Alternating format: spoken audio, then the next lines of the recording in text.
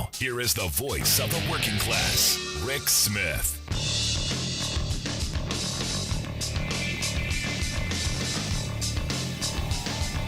And welcome, brothers, sisters, working class heroes. This is the Rick Smith Show.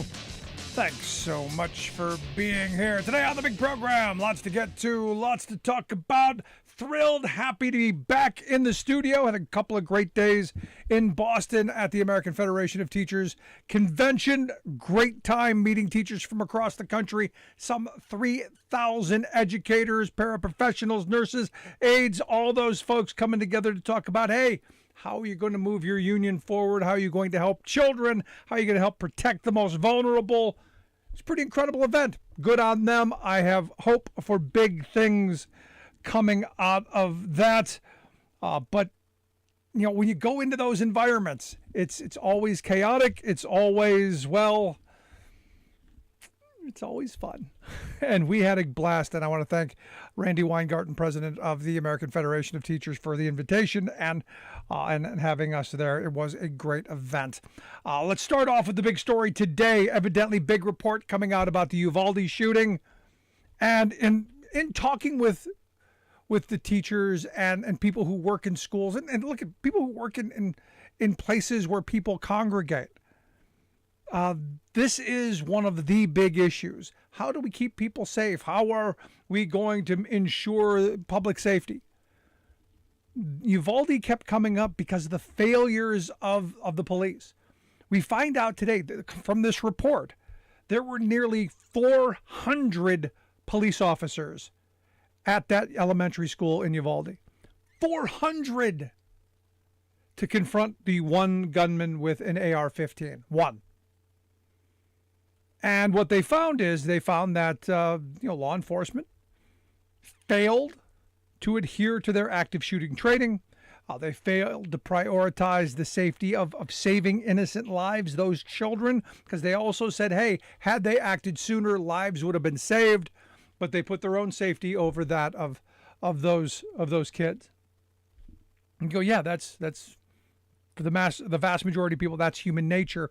But in this environment where you've taken this active shooter training, and you should have a plan in all of these scenarios, because you do these school scenarios. 77 minutes, way unforgivable. I mean, I'm not even going to say too long. Unforgivable.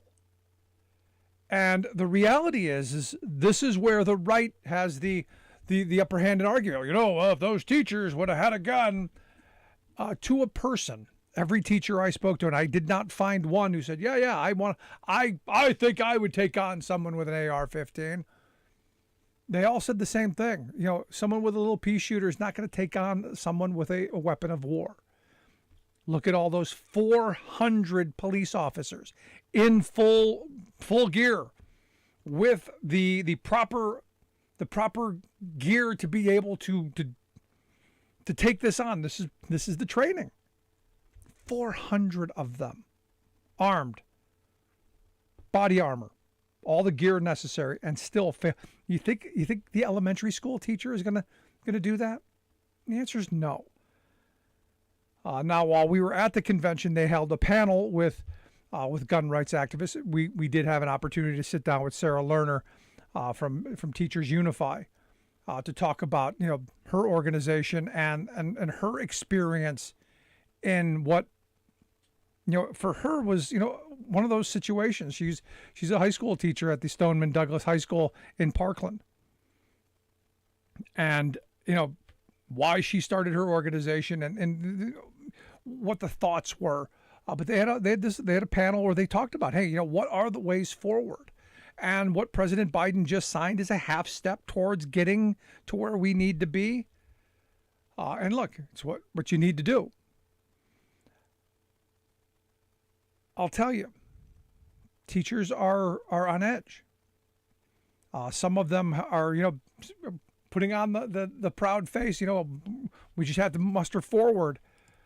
But this is one of those things that no kid should have to worry about. And I go back to my own years in school. We were worried about Russians dropping bombs on us, and look, we kind of knew it was never going to happen because it hadn't happened yet. This is one of those things where had you seen it happen somewhere else, we'd have taken those drills a whole lot more seriously, and they would have been a whole lot more traumatic. But imagine, going to school every day and going, hey, could today be that day? And then add on all of that other pressure and all that other stress. All because we don't want to take on what the real problems are. But this report, fairly damning. And we'll see what happens. We'll see what comes out of this. Will there be changes? I don't know. Love to hear your thoughts, though. 1-866-416-RICK, 1-866-416-7425. Great to be back in the studios. As I said, we were at the convention, and, they brought in some of the organizers from the Amazon Labor Union, some organizers from the Starbucks campaigns. And look, there's some great victories on the union front happening as we speak. And they're winning NLRB elections. Now, these haven't, so far, none of this has turned into union contracts. I'm told they're in the works. I'm told they're pushing, they're fighting. Now is not the time to go, hey, we won, and it's over. Now is the time to be standing up and fighting even more. But one of the women organizers for the Starbucks campaign, this Kayla Clay, she said something that just grabbed my attention. And it was this, that she said, up until a year ago, she didn't even know what a labor union was. And this is an education problem. This is a problem of generations not talking about what was fought for: the 8-hour day, weekends, vacation, holidays, you name it. Labor unions fought for it. And, this is one of those moments. I don't see this as a negative. 10 years ago, I would have probably said something negative, but this is an educational opportunity. This is an opportunity to go, hey, we got a chance to educate, to engage, to get people to stand up and say, now is the right time. Now is the time that we step forward, speak out, and fight for more. Let's go to the phone lines. We've got John from Los Angeles on line one. John, how are we doing tonight? Doing okay. Thank you, Rick. What's on your mind, brother?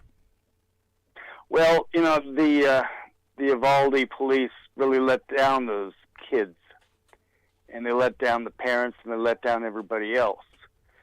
I've heard that it's possible that they're in what's called a culture of complacency. I just heard it, but elsewhere. But it's that culture of complacency, if that's what it really is, that made them stand back and stand down. It's that culture of complacency that it permeates this whole system that we live in, and that's what pisses me off, and maybe that's what angers a lot of people in this country, and they feel let down. Okay. Yeah, I feel let down. Look, we put a lot of faith in our police department. We give them a lot of power, and in these moments, they're supposed to be the ones who are rushing in, not standing in the hallway putting on hand sanitizer. Well, I'm not just talking about the police. I mean, they've got so many rituals and rules and chains of command and things that probably tie themselves into Keystone Cops. I don't know, but I'm not one of them. I'm not over there, and I'm not a big shot in this country either. I'm just merely a citizen. But I personally would not be let off the hook if I did something like that myself. But since I'm not a part of a group that exists in a culture of complacency, I feel I have the right to feel let down. No, I'm with you. Look, and you're not nobody. You're a citizen, and that's an important position in this country. Well, a lot of people feel that since I'm not as privy to the goings-on of things, that maybe I don't know what I'm talking about, and a lot of people don't. And I'm not some Marjorie Taylor Greene, you big mouth, but I don't think.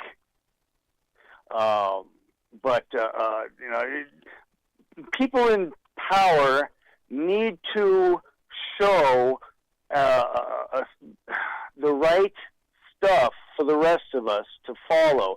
Otherwise, it's all going to fall down too. The role models in this country are just so complacent, it's pathetic. They're all Donald Trump. No, I'm with you, John. And look, this is one of those moments that we should all be angry. We should all be infuriated because this isn't a political issue. This isn't right, left. Oh, yes, it is. No, it is all political. See, I don't see this as a political issue. Political. I see this as is a failure of that department to do what they were trained to do. No, I'm sorry. There's just no justification for what they did. I don't care about hierarchy. I don't care about Keystone Cops. No justification. It's not formally political, sir, but when people have to deal with each other, that's politics. Okay, in my opinion, it's a very generalized politics, but no, it is political if you look at it in a very diluted, generalized form. The ones in power, the authorities, have got to re-examine. There's got to be a re-examination. There's got to be something. There's going to be some house cleaning there as well. But John, I appreciate the thoughts, man. Thanks so much. You're welcome, sir. Good stuff. Let's go to Alice on line 3. Alice, what's on your mind tonight? Well, the only thing I have to say is only in Texas. I mean, seriously, almost 400. 376, to be precise, according to WAPO. You have that many law enforcement officers, and nobody does anything. Then you have, Ken Paxton suing the government because it's their right to let women die. And I'm just going, only in Texas, no power grid. Yeah. They're all insane. No, I'm with you, Alice. Appreciate it. Have a good one. Thanks so much. No, I mean, see, here's my problem with this whole thing. I don't know how you stand in that hallway. I don't know how you stand there and you hear what was going on and not have even the appearance of more urgency. I just don't know how you do it. I just don't know how you do that and not have that appearance of urgency, that appearance that something has to get done. I don't know how you do it. Let's go to Kurt on line 2, calling from Akron. Kurt, what's on your mind, brother? How are you? Hey, not too bad, Rick. And you know what? Nice to talk to a fellow Northeast Ohioan. Yeah, it's good to see you. Good to hear from you, brother. Yeah. Hey, the reason I'm calling is first of all, that Uvalde thing. Oh gosh, I can't even find the words for that. But the reason I was calling was, I have to agree with you about the whole idea of the lack of education of these kids in the schools. I mean, what is it? Ever since Bill Bennett was our education secretary under Ronald Reagan, we basically had overall 2.5 generations of civically ignorant people in this country. Yep. No, you're absolutely right, and not just it's the fight over what they continue to push. I love hearing my right-wing friends say, "Oh, you just want to indoctrinate our children with," and you go, it's that kind of projection that they do. They're accusing me of things that they've already done and are doing by stripping civics out of school, by taking labor education out of school, by taking any kind of working class consciousness out of school. Well, that's like today. I was looking at Facebook and I saw that a school board member from my high school that I went to high school in down in Uniontown, Ohio, had passed away over the weekend. So now they're taking applications for the school board. And I'm thinking, oh my gosh, I hope they don't get a Trumpy who will follow this whole don't teach civics kind of stuff, or, indoctrinate the kids and keep them stupid and, all this other stuff. And I'm thinking, oh man, this is going to be bad if this happens. But hey, I'm the one who actually emailed you last Thursday. And I'll tell you what, basically a lot of the stuff I learned, I had to self-teach myself, plus going to college at Kent State helped too. But, but it's just amazing. And in the process of doing a 1964 campaign history, audio history, and I actually added some of that Freedom Summer in there because that was a major issue with the civil rights movement.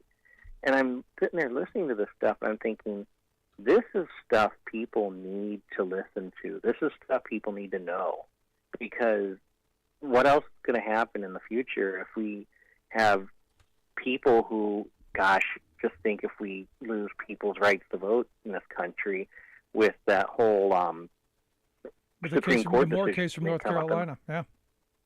Right. And are we going to have quote-unquote civil rights workers registering people to vote anywhere in this country, suffering the same fate as those civil rights workers down in Mississippi? I mean, kids aren't going to know this because, oh my gosh, that's critical race theory.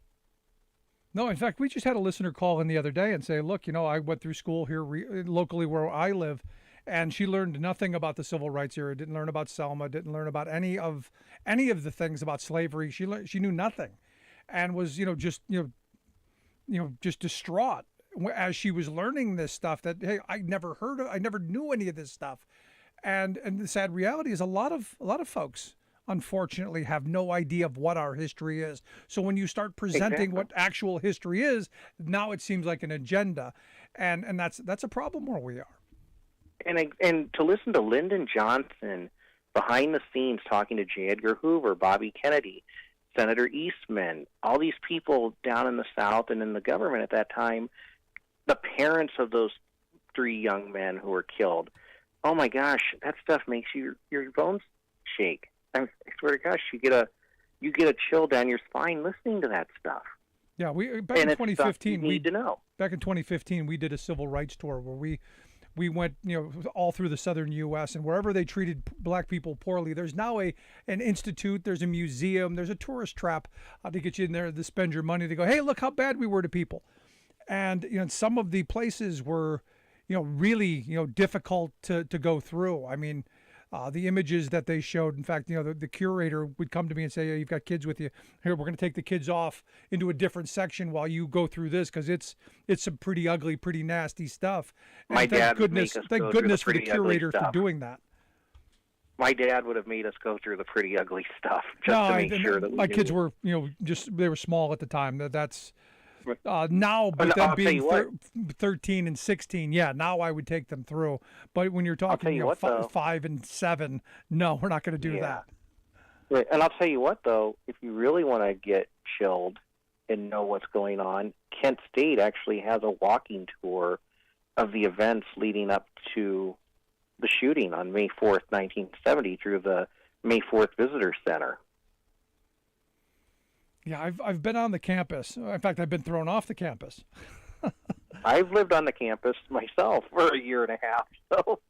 So yeah. In fact, I know some people here in the Northeast Ohio area who were actually there, and one of them was actually a friend of Sandy Scheuer's. We had interviewed one of the victims' sisters a couple of years ago, and the story that she tells is pretty. Pretty horrific. And was that Laurel Krause? Yeah. And she's pretty active on that. Yeah, no, but again, this is stuff that people need to know, and because look, history does repeat itself, and that's why I give you credit for doing the work that you do, because it's important. Well, thank you, Rick, and I really enjoy your show, and again, a long-time listener, first-time caller. Appreciate it, Kurt. Call again real soon. All right, thank you. Bye-bye. Good stuff. Love to hear your thoughts. 1-866-416-RICK, 1-866-416-7425. Going to take a quick break. Right back on the other side. Stick around. Listen to The Rick Smith Show.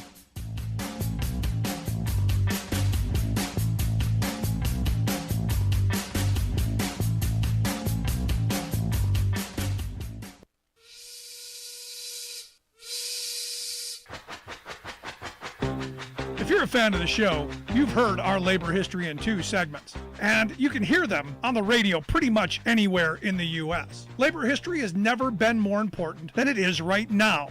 So here's what we'd like you to do. Tell a teacher. Tell a teacher that labor history is important and that they can get digestible 2-minute lessons that are absolutely free. Free to download, free to use, free to share. Tell a teacher to go to thericksmithshow.com/history and help us put labor back where it belongs. in the classroom. You know, generations of American workers fought, bled, and died to build the American way of life. It's our job to keep their stories alive.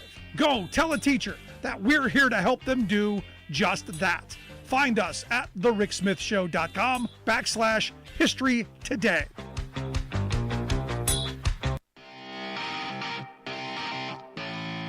Welcome back to the Rick Smith Show. Now, here is Rick Smith.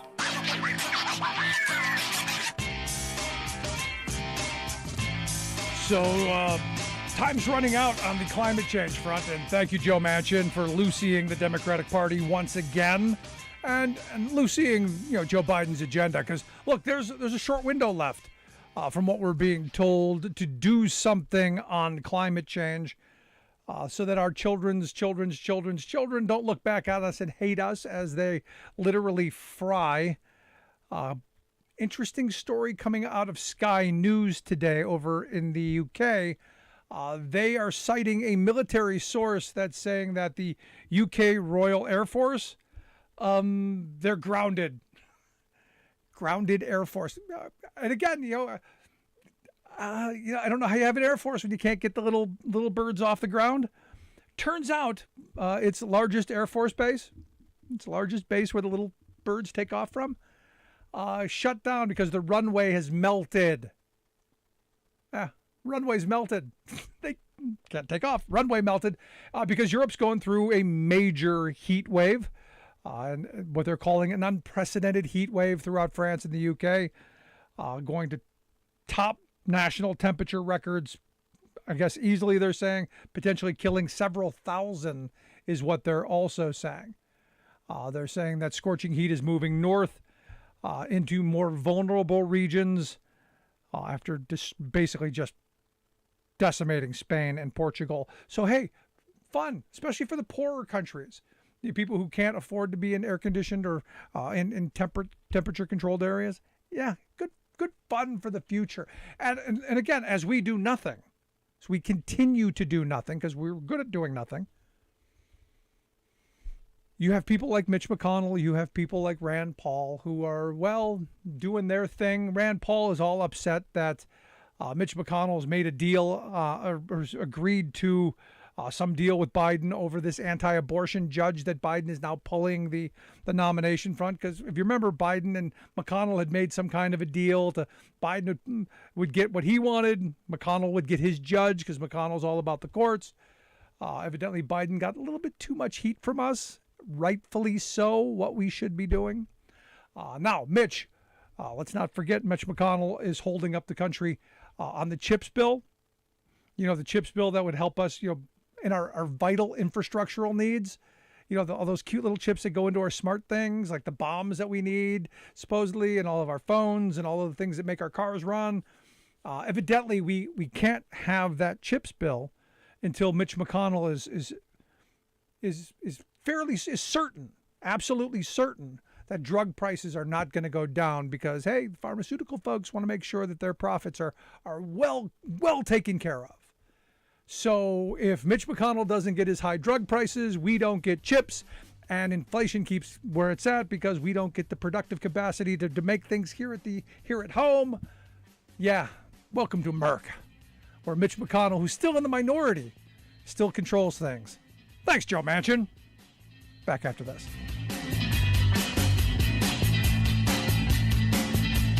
I'm Rick Smith, and this is Labor History in 2.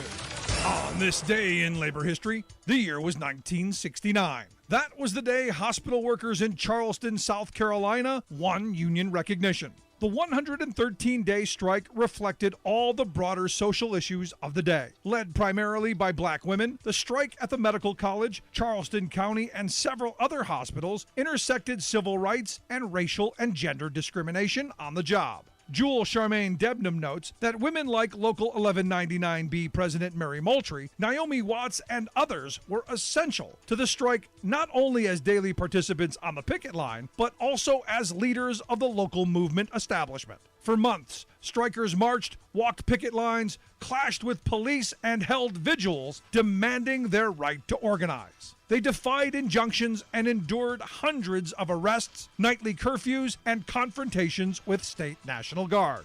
Governor McNair and the hospital boards had initially refused to concede to the workers' demands for union recognition. They claimed workers paid with public funds could not engage in collective bargaining. But the women were steadfast. They pointed to the wage disparities between black and white workers and between male and female workers. They also protested the blatant disrespect and discrimination meted out daily by management. Local longshoremen stood in solidarity with the strikers and threatened a walkout in support if their demands were not met. Coretta Scott King and many other civil rights leaders also played a supportive role. Finally, the union won reinstatement of fired workers, which had touched off the strike. They also won a solid grievance procedure, a minimum wage, and access to a credit union. Victory would be short-lived, however, when the state almost immediately refused to hold up its end of the agreement. Labor History in 2 brought to you by the Illinois Labor History Society and The Rick Smith Show.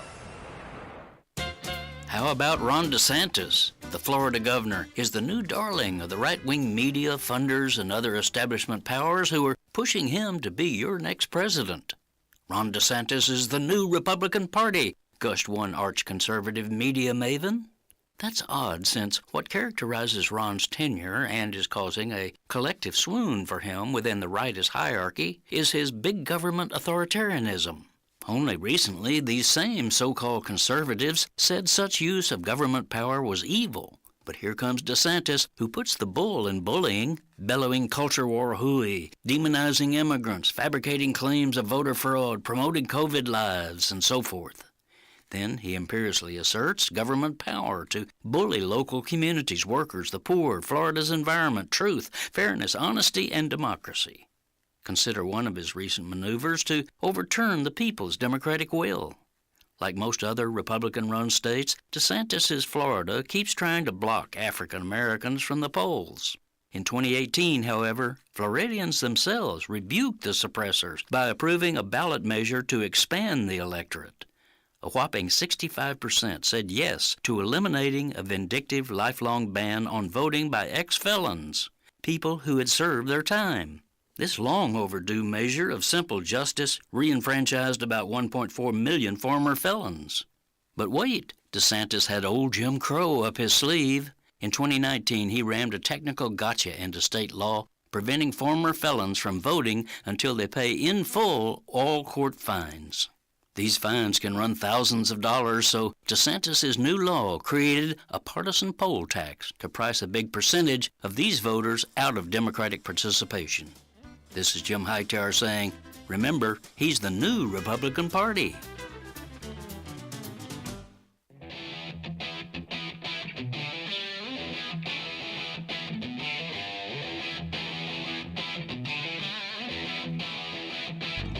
Welcome back to the Rick Smith Show. Now, here is Rick Smith.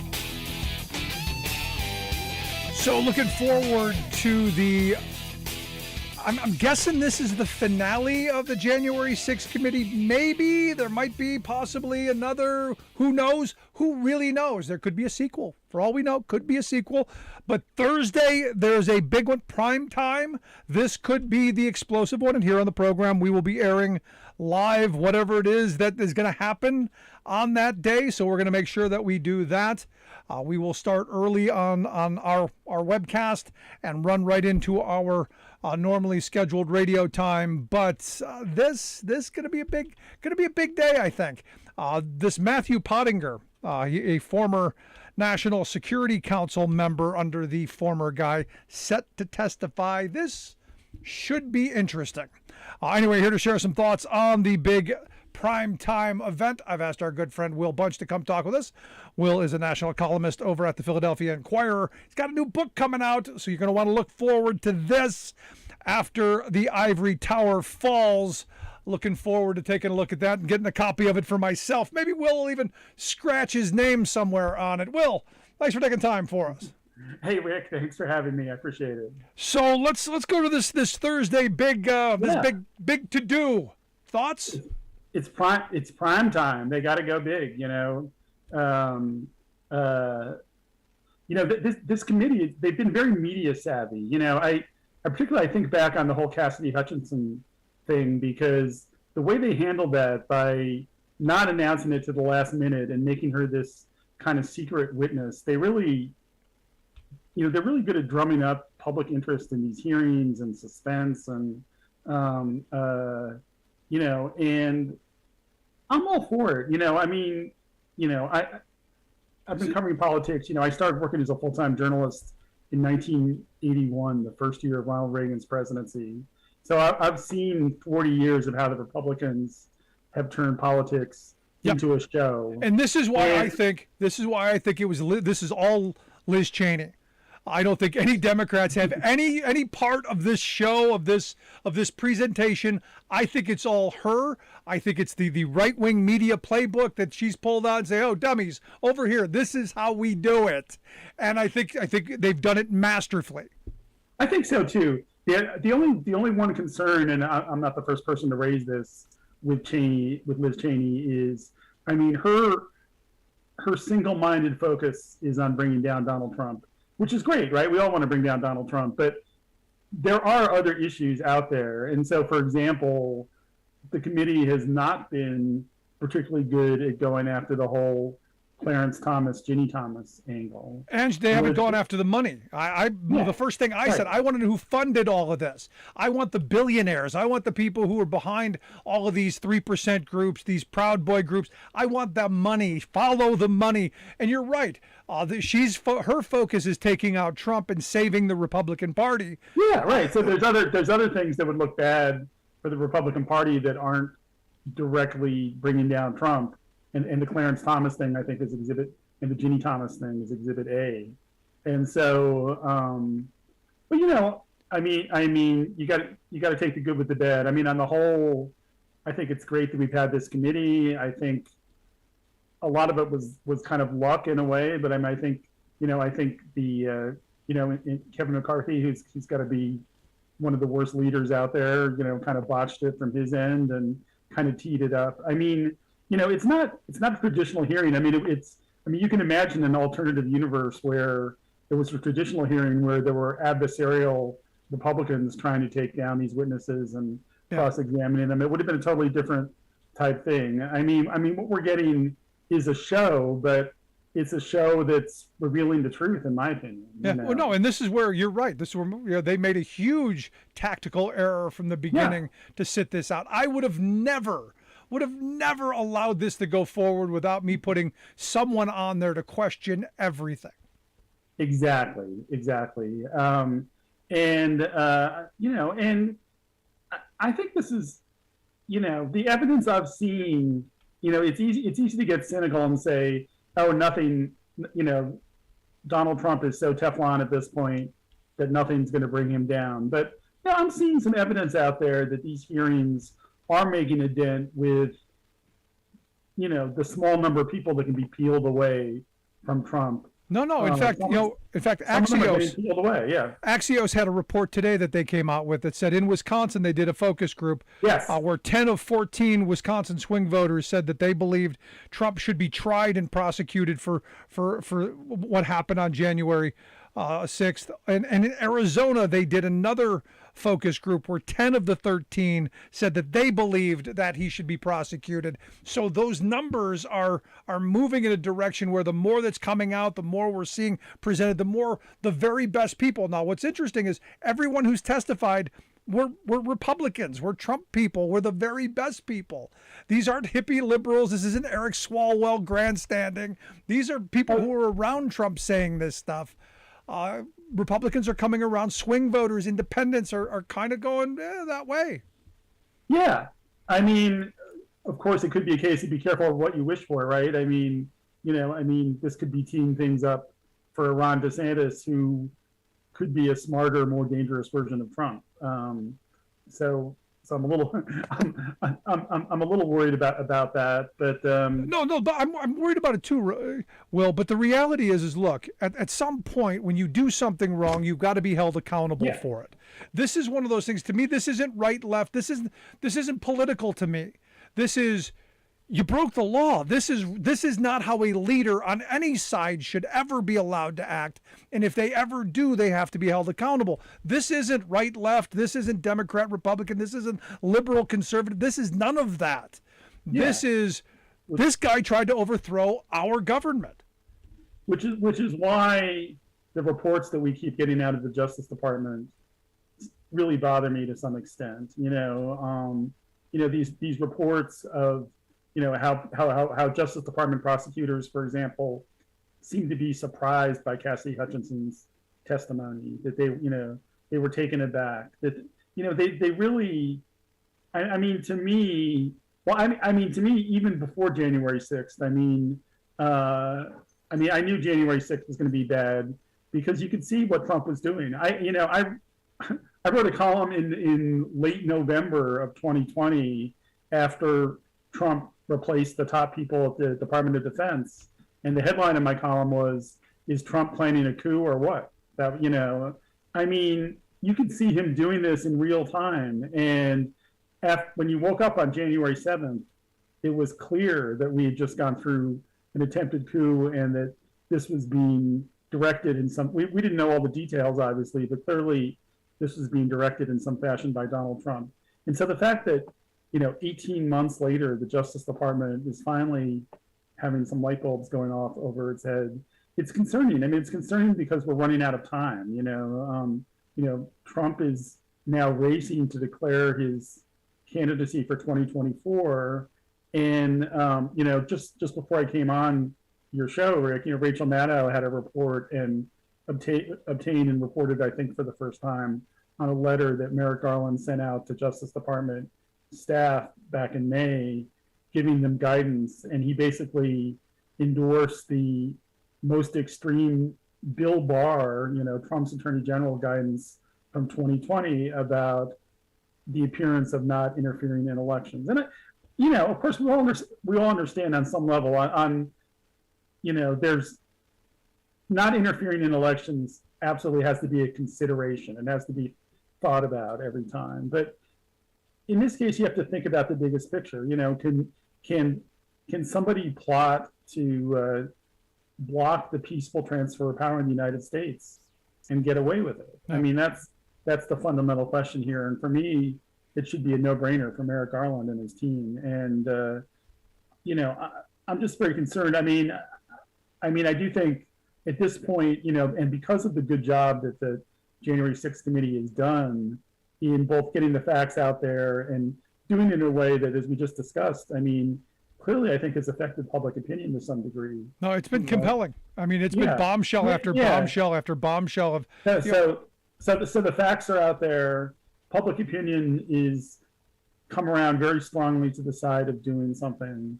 But now the question is, did they wait too long? Is it too late? I'm very concerned because I really think the future of this country depends on, showing that Donald Trump was not above the law. And we don't know how that's going to play out, but I'm very nervous about how it's going to play out. Yeah, I'm with you, but I'm still guardedly optimistic. Knowing Garland's background, that very silent. I haven't seen that many leaks coming out of the Department of Justice. There's still the part of me that goes, once this concludes and everything's out in the open, then we may see something. I'm still guardedly hopeful. Not wouldn't put any money on it. Not going that far. Yeah. There's no reason to think that it definitely won't happen. Yeah. Like I said, these reports about what their mindset is over there and just how far along they've gotten in the process, given that it's been a year and a half. Yeah, we got to get something. I want to be optimistic, but with concerns. There you go. You listen to the Rick Smith Show here with Will Bunch. Will's a national columnist over at the Philadelphia Inquirer. He's got a new book coming out, After the Ivory Tower Falls. We'll get links out on social media on how you can get that. So tell me a little bit about the book. What are we getting? It's coming out the end of August? August 2nd, with the second day of August. So we're only looking at 2 weeks from tomorrow. We actually moved the publication up because of some cool promotional stuff that I can't talk about yet, but that's going to be happening in early August. So it's coming out very soon, and I think the timing couldn't be better because, if you follow the news, there are a couple things going on right now. One, in the last year or two, I think people have really come to understand just how outrageous the college debt crisis in this country is. $1.75 trillion, more than credit card debt, more than other debts. And, we just kind of allowed this to sneak up on us.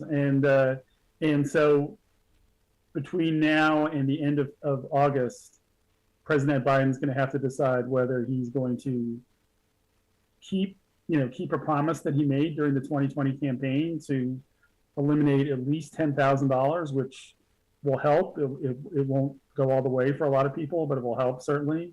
Or people like Elizabeth Warren, who I interviewed a couple months ago, are urging him to do much more than that. Because right now, because of the pandemic, people have had this 2-year holiday from making these debt payments, and it's helped. It's helped young people get back on their feet. And if people have to start making these massive debt payments again on September 1st, it's going to be devastating for the economy. It's going to be devastating for our young, and frankly, even though it's not the most important thing, it'll be devastating for the Democratic Party going into the midterms, because young voters will be discouraged. Another thing in the news, though, is more and more people are deciding just not to go to college. Enrollment is dropping, and because people are really questioning whether it's worth it to get a college degree. And so in my book, basically, for the last 15 years as a political writer, I've been watching this college non-college divide become the defining thing in American politics. Where you've got this situation now in 2022 where the Democratic Party is heavily the party of college educated people, regardless of race, but including white people. On the Republican side, it's been happening since Reagan to some degree, but especially, in the Trump years, you've seen the Republican Party become increasingly the party of the white working class, which is, very, very painful for both of us, right? To see how this has happened, but it has happened. There's growing concerns, and I debate people about this on Twitter sometimes, but I think the concerns they can be overblown sometimes, but I think there's a lot of legitimacy to this idea that we're seeing non-white working class people migrate to the Republican Party. I think that's certainly been true in some areas of the Latino community. We've seen it happen in South Texas. Florida, you've always had that Cuban community, but in South Texas, you've seen voters going to the Republican Party. The Republicans just won a big special election in a heavily Hispanic district in South Texas. Asians have been migrating to the Republican Party. Some black male voters, not a huge number, but I think I hate to say this, but I think Trump's misogyny was appealing to some men, including some black men, and some other non-white men. Anyway, in my book, I try to explain, well, why would this happen? Why would one party, the Democrats, become the party of college-educated folks, and why would Republicans become the party of the not college-educated people? And so I looked at the history of college since World War II, and so much of this has to do with our fundamental idea. Is college and higher education and people learning and getting skills after age 18, is that a public responsibility? Is that a public good? Or do we put the onus on individuals at a great cost that they're going to have to work much of their lives to pay back? And if you go back to 1944, we had the GI Bill, was this kind of unlikely experiment in what would happen if we gave middle-class people a free opportunity to go to college, particularly middle-class people who were veterans, who'd fought in World War II, and they did great. They were the best students these colleges had ever seen, and not surprisingly, their kids wanted to go to college. And so you saw this era in the 50s and 60s and maybe even into the early 70s of very low tuition to go to a public university. Some places like California, New York City, CUNY were free, no tuition at all. Enrollment skyrocketed. You had new dorms, new professors. It was a boom. And, and the other thing was the idea that you went to college to become a better person, to learn, that you would be a better citizen if you got a liberal general education. Right. And, we really wanted to try that as a country. We did try it. And what happened to one degree is, it almost kind of worked too well, right? Because all these young people getting this liberal education and becoming boosters for democracy started to see that there was a lot of hypocrisy here in the United States. There was hypocrisy around, racial apartheid and segregation in the South. There was massive hypocrisy around the Vietnam War. You started to see people protest on these campuses, and that caused a backlash. You had people like Ronald Reagan running for governor, basically using campus protests and these dirty, smelly hippies as kind of the cudgel to get elected, and promising to end free tuition.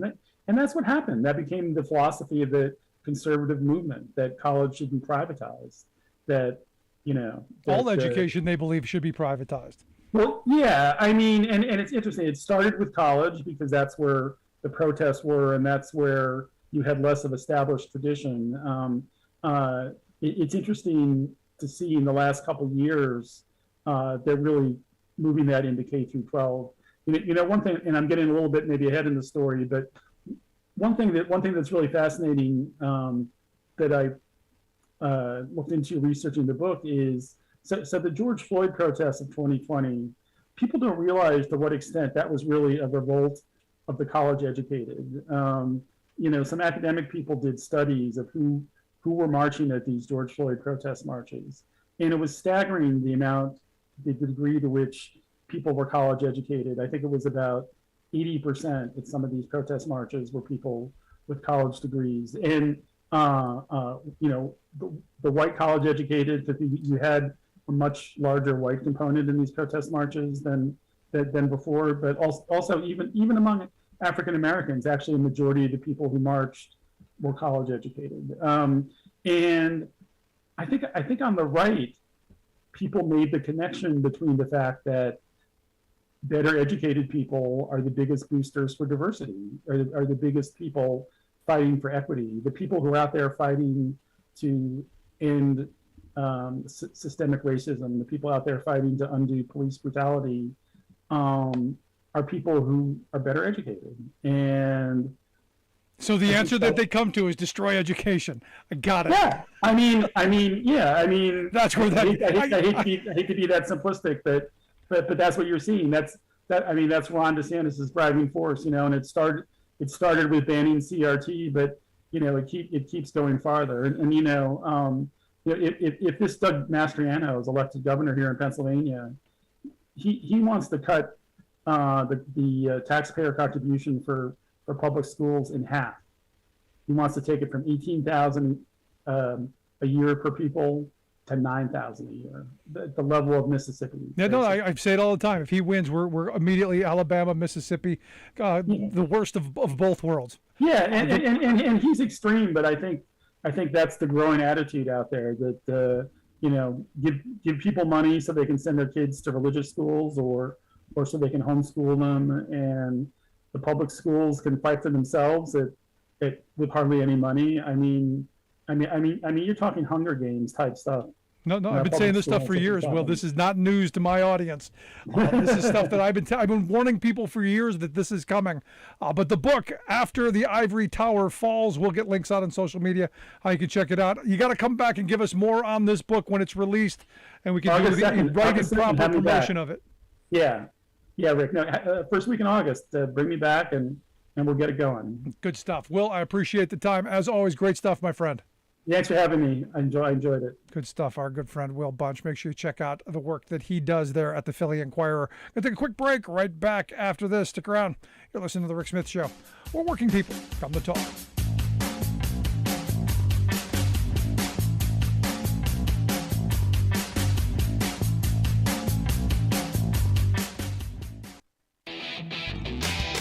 Tired of think tank approved corporate news and commentary? Are you tired of CEOs telling you what to think, who to hate, and who to vote for? Well, welcome to the Rick Smith Show. We don't take orders from some boardroom, and we don't do focus groups or talking points. We don't work for them, and we never will. I'm Rick Smith, and I work for you. Join us daily at thericksmithshow.com and download the podcast and never miss a minute.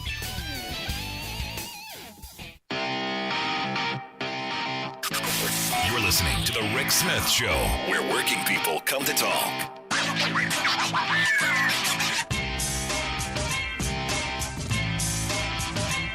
This story about the 10-year-old girl from Ohio who had to go to Indiana to get an abortion because she was raped by a 27-year-old. And to have Republicans say, no, that didn't happen. There's no such thing. There's no rapist. Any pregnant 10-year-old, it was rape. There's no consent there. No matter what James Langford believes. Sorry, Senator, no 13-year-old can consent either. But here, the doctor who performed the procedure, evidently being threatened, I guess threatened to be kidnapped, all kinds of horrible stuff. The kind of horrible that you would expect from our right-wing loons. Remember, these are the people who are blowing up clinics. These are the people who were killing doctors and providers in the past.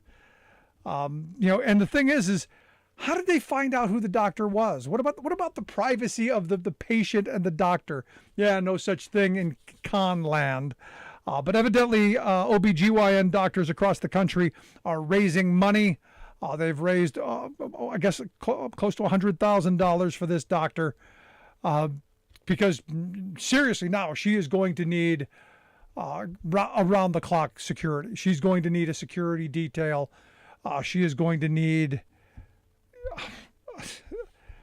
This is where we live, folks. This is the world that the cons have taken us to. Remember, these are the people who are well-armed. Remember this. These are we got to have guns everywhere so we can protect the babies. This woman, her life is in danger. All because she had the unmitigated gall to do her job. 10-year-old child. 10. And yet the Republicans are going to tell you, no, it's an opportunity. The 10-year-old could have an opportunity to bring a life into this world. Never mind the fact, and this is one of the things that my 13-year-old daughter brought up to me as we were discussing this. Do you think the 10-year-old would make it through the process? Do you think that it would kill the 10-year-old? And I don't know.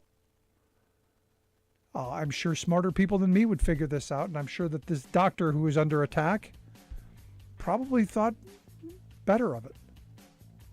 We live in really, really bizarre times. Love to hear your thoughts. Email me, Rick at thericksmithshow.com. If you miss any of the program, make sure you download the podcast wherever you get your favorite podcasts. We are there, so where you get yours, you'll find ours. Or just go to thericksmithshow.com. It's all there.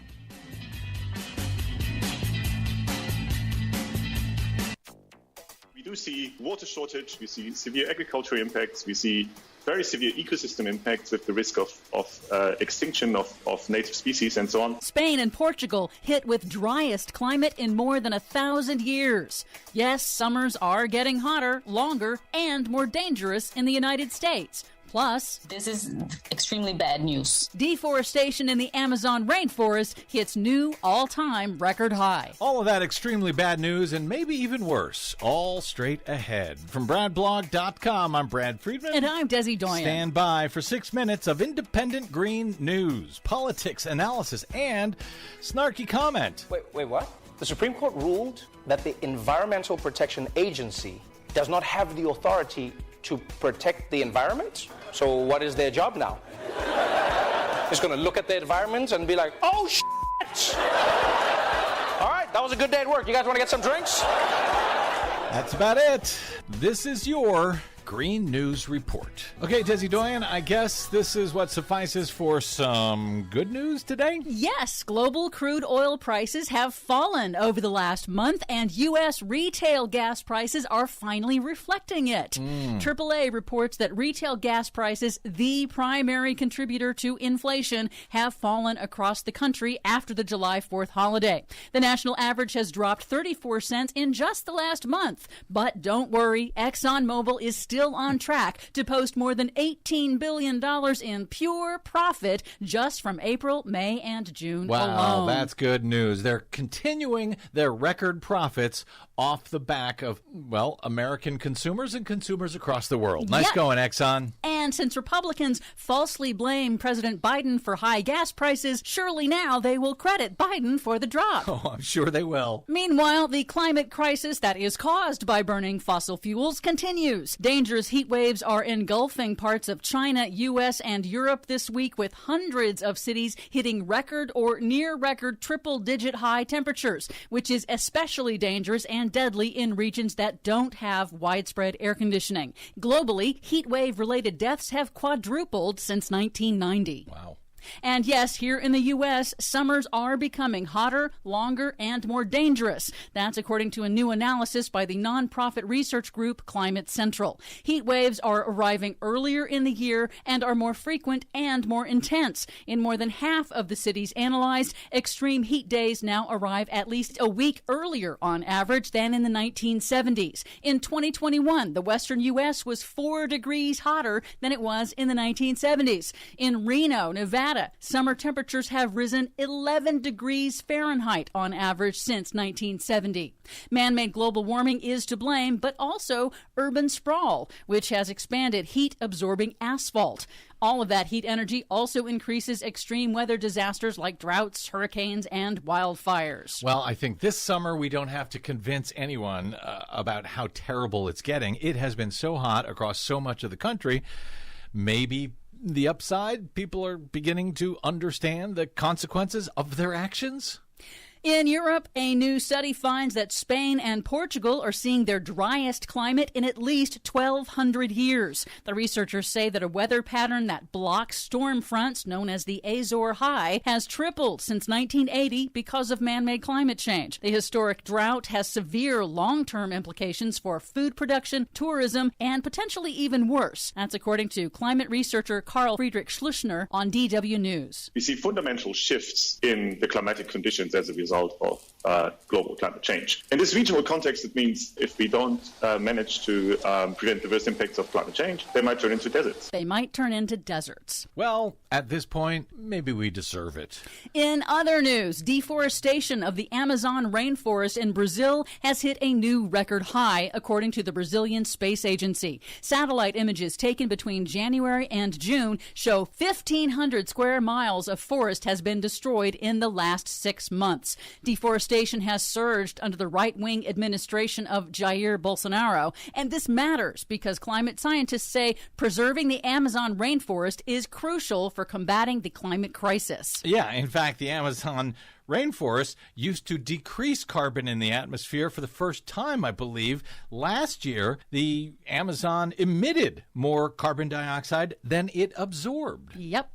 And finally, a bit of good news. Thank you. In California, Democratic Governor Gavin Newsom has signed the nation's most sweeping law to phase out single-use plastics and packaging waste from polystyrene and other plastics that eventually degrade into tiny toxic particles that pollute the environment and are increasingly found in human blood, tissue, and organs. The law also shifts the economic burden of waste disposal to plastic producers and packagers. Well, that is good news, but as promised, everything else pretty bad. Yeah. Check out our website at greennews.bradblog.com.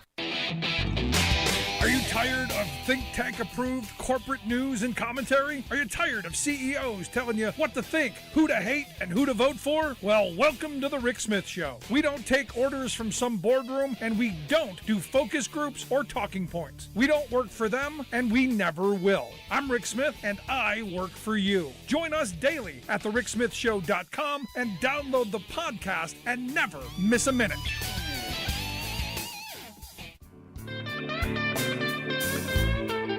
Welcome back to the Rick Smith Show. Now, here is Rick Smith. So our tweet of the day comes from former Labor Secretary Robert Reich, who tweets out, Citizens United disaster in a nutshell. He says, in 2008, before the ruling, billionaires contributed $31 million to federal campaigns.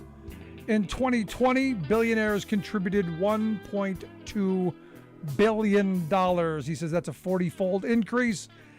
It never had to be like this. And look, this is what Citizens United did. This is, as my next guest points out, the best democracy money can buy. In fact, he's the man who wrote the book, the fabulous book, The Best Democracy Money Can Buy. And you can get that at gregpalast.com. Greg Palast is an investigative journalist, has written numerous books, got a new film coming out this fall. I'm very excited to see Vigilantes, Georgia's voter suppression hitmen. Looking forward to seeing this. That's why I've asked our good friend Greg Palast to come share some thoughts. Greg, thanks for taking time for us. Hey, glad to be with you, Rick. Best Democracy Money Can Buy. Best title for a book ever. And look at the numbers that Robert Reich, the former Labor Secretary, points out. He's right. It doesn't have to be like this, does it? Well, it doesn't have to be like this, but you know what? They've got the money, we've got the people, and that still will make the difference. Yeah, see, I used to argue that. We've outprocreated them, yes, but if they keep blocking us from being able to vote, if they keep erecting barriers and purging people off of the voting rolls and saying, you were a felon in several years, so you can't vote today, what does it matter?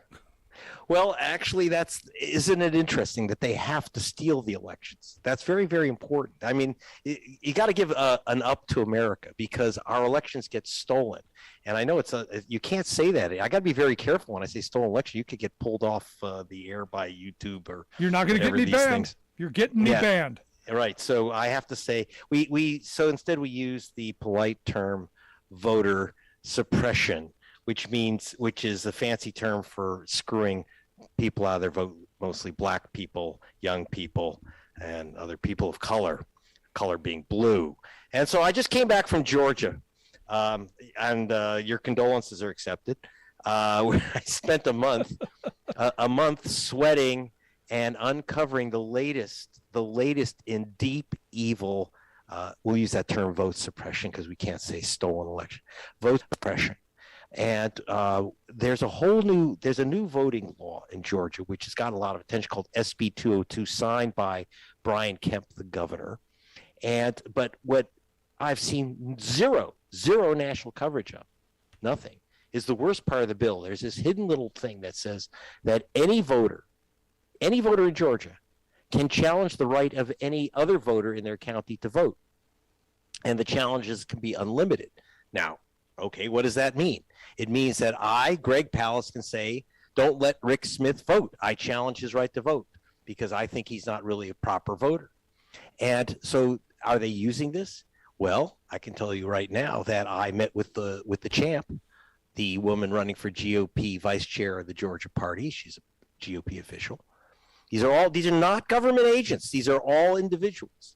She personally challenged 32,000 voters' right to vote in Georgia. It hasn't gotten 1 inch of publicity. I met with another guy. Stop. 32,000? Does she even know 32,000 people? Well, that's what I asked her. I said, it says she signed an affidavit saying that, I have information that these people are not proper voters. 32,000 in just Cobb County, which is a suburb of Atlanta. And so I went to her. You'll see in the film. In fact, I recommend everyone go see part of at least our little discussion, which was which you can catch at gregpalast.com. there's a trailer there for the film. And you'll see a woman dressed in Nancy Reagan red and her nice high heels and very, very formal. And she's so proud of the fact that she has challenged 32,000 voters. She is endorsed by Marjorie Taylor Greene, and she said she knocked 10,000 doors for Donald Trump. But since that didn't work, that is, Joe Biden won Georgia, and so did a black guy and a Jewish guy. It really disturbs her. So she said it was stolen. So she's now challenged 32,000 Biden voters on their right to vote. And she said that she had information. She signed an affidavit. So I said, did you contact any of these people? No. Did you call them? She said, how can I call 32,000 people? In fact, she said, the list was so long, I couldn't even afford to print it out. So I handed in a thumb drive. I can't make this up. And so I showed her, but before I did that, I showed her a picture of a woman she had challenged. Tamara Horn is her name, a black woman. I said, do you know Tamara Horn? No. Have you ever called her? Oh, no. Have you ever met her? Have you been to her house? No, because she thought I was saying, oh, I'm, like, here's a known, it's a female black woman. So most black women are female. And she said, she thought, oh, must be a crack dealer that he's trying to associate me with. No, it's just someone trying to vote. She didn't know who the hell she was. Yeah. I showed her a guy on his honeymoon. I said, do you know this guy, Storm Saul? No, never met him. I said, you challenged his right to vote. You don't know where he lives? But you said he doesn't live where he lives. I just went to his house. I was just there at his house. So then she, like a nice upright Republican, her husband, she told me, get out or I'll call the police. And then her husband ran out and seized me. It's like, but I wasn't joking around because the house was filled with guns and ammo. And they had this loaded, and I know it was loaded, shotgun right next to the door. And so I said, I'm leaving. And then she began calling me an a-hole and other language more appropriate for a Republican county There's chairman, that Southern hospitality. And Southern hospitality with the shotgun. And so we were out of there. And then I met another guy who actually also was carrying around a loaded gun because he plays a vigilante. It's kind of a side gig. Excuse me, Anthrax.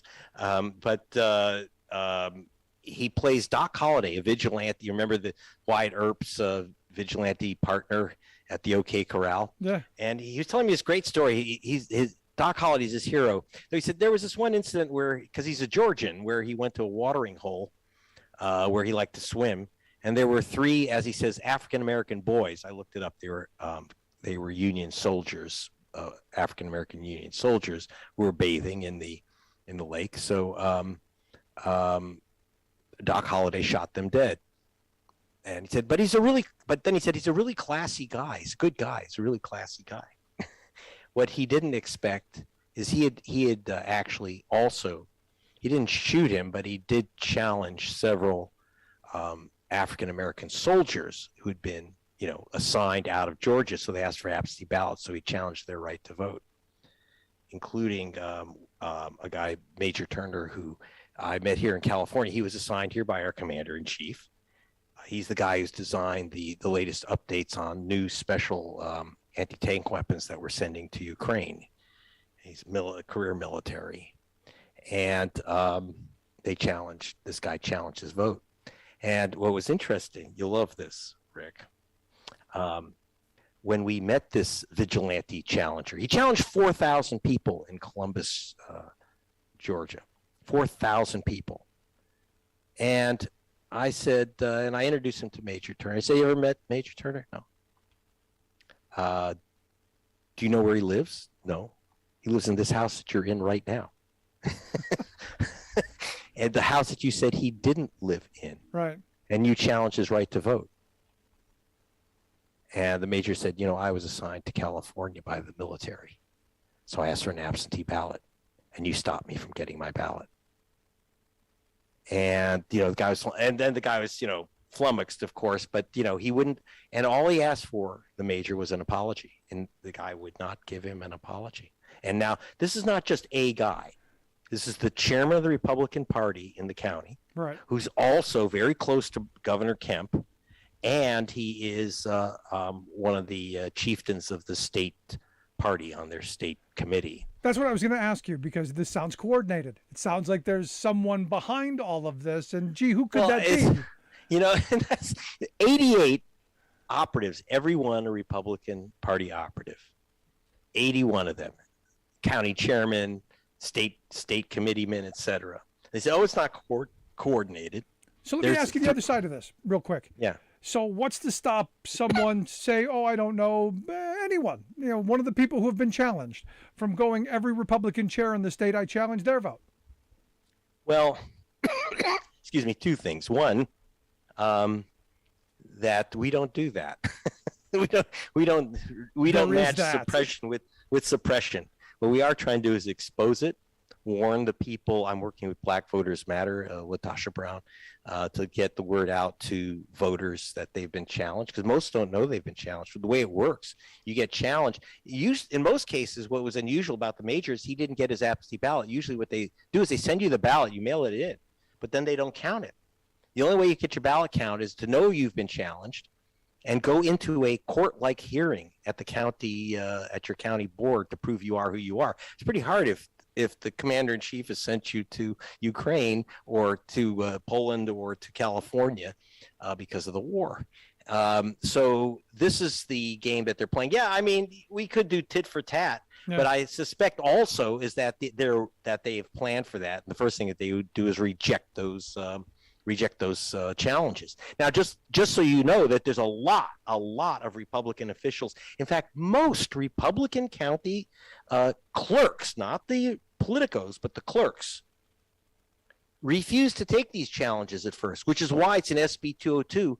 If they don't accept the challenges, a new state board of elections can remove that county board and its members if they don't do what they want. And guess who's the new county elections board is headed by?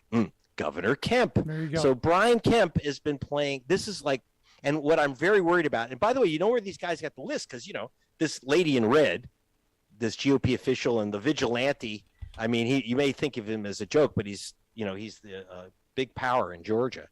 I said, where did you get these lists? He says, I don't know. And she wouldn't tell me at first. And finally, we looked it up. It all came from that Texas group that you love, Rick, True the Vote.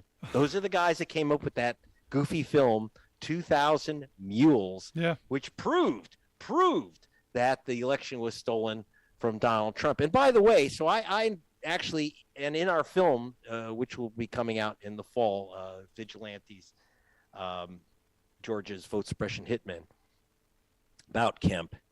One of the things that we do take on that film, because they concentrate on Georgia, they say thousands, they say hundreds of mules, black men. They show it's always black men who are paid $10 a vote to stuff ballot drop boxes. Now, this is serious, because as a result of this film, there are basically no drop boxes now in the state of Georgia for people to drop off their ballots. And there's fewer and fewer opportunities to vote. So you end up saying, instead of being able to drop your ballot into a box, you have to wait 5 hours in line. And by the way, if someone hands you a bottle of water in the Georgia heat, they can go to prison for 5 years. Right. Under SB 202. So, it just piles up. But, so one of the things is that I looked, and they use something called geo-tracking. It looks really dramatic, like they know exactly where someone's been. And they show, this mule going to 28. They said, oh, we've got this guy that you're seeing, because remember, every single drop box in America has a security camera on it. So when you vote by drop box, you're filmed. And it's stamped. And, of course, every single ballot, your ballot, what's inside your ballot is secret. But people have to recognize, turn over your ballot, you see a barcode. Every ballot, and, of course, as your address, the fact that you voted and the fact that this is your ballot is not secret. It can't be. So it has to be a real ballot. But they're saying all these ballots were stolen. Yep. And but here's the funny thing. The geo-tracking that they use to show if someone's gone from drop box to drop box is only accurate within 93 feet. So anyone who's like jogging by on the other side of the highway is a mule. In fact, and they keep saying here that we have some people go by these same drop boxes 20 times in a month. So I was saying they should rename the film, instead of 2,000 Mules, they should rename it 2,000 Mailmen. They're They're just doing their job. So, but this is the group that's come up with this hit list. And by the way, it's 300,000. I want to repeat that number. 300,000 voters have been challenged by these GOP operatives, and there's not one word in the national press about this story. This We're going to break it, but I will break it out. I'm looking forward to the film. The film Vigilantes, Georgia's vote suppression hitman. I can't wait to see this. GregPalast.com, where you go to get more information. You're listening to the Rick Smith Show. We're with Greg Palast, investigative journalist, author of The Best Democracy Money Can Buy. Ours. That book for me opened up a lot of my eyes on, with 2000, you go back to voting while black, the voting perjury, Catherine Harris, Jeb Bush, all the shenanigans that went on there, Choice Point. Every election cycle seems to have a new gimmick. You go 2000, the hanging chads and the butterfly ballots and the purging that went on. 2004, the caging that happened. Every time they come up with a new voter ID in 12, there were all these new gimmicks. The latest gimmick then, right? Yes, it's whack-a-mole. I mean, you understand, I've been going back to Georgia for 9 years because it's in Georgia where they test drive their vote suppression techniques. So, for example, they came up with this thing, use it or lose it, where if supposedly, again, they're looking to see if you've moved. We had experts. When Stacey Abrams ran for governor against Brian Kemp 4 years ago, we were able to show the state, and we went to court with it, 340,144 voters, a third of a million voters, were wrongly purged from the voter rolls by the Secretary of State, who, by the way, his name is Brian Kemp, and the candidate for governor was Brian Kemp. Even the Wall Street Journal said that's unethical. But he was It's Georgia. That's Georgia, and he was channeling his friend Chris Kobach, who was Secretary of State while running for governor of Kansas, who he was working with. I had to win a federal court case to open up the email chain between him and Kobach, Chris Kobach of Kansas. If you can't remember the name, just think KKK, who is Donald Trump's kind of mastermind of vote suppression techniques, and he works closely with Brian Kemp. And so Kemp just has new techniques. And you know what makes me ill, Rick? Brian Kemp and his Secretary of State, who is the most racist, vicious Secretary of State since Catherine Harris of Florida back in 2000. MSNBC's playing these people like heroes because they got in trouble with Trump, but they are to the right of Trump on most issues. No, I don't give their problem with Trump is that he's not far right enough. Yeah, I don't give Raffin Parger credit for anything other than wanting to stay out of jail. Yes, and so what happened is that he got to the point where there were 29 phone calls. He's only this is the Secretary of State of Georgia. There were 29 phone calls. He only recorded one. And he knew he was going to record that, so he did a cover your ass, stay out of jail recording, because he knew a grand jury was going to end up looking into this. And he still, by the way, has not turned over to the grand jury the other tapes and the other information. He's refused. Why? If you're trying to get out the truth, why won't you tell a grand jury?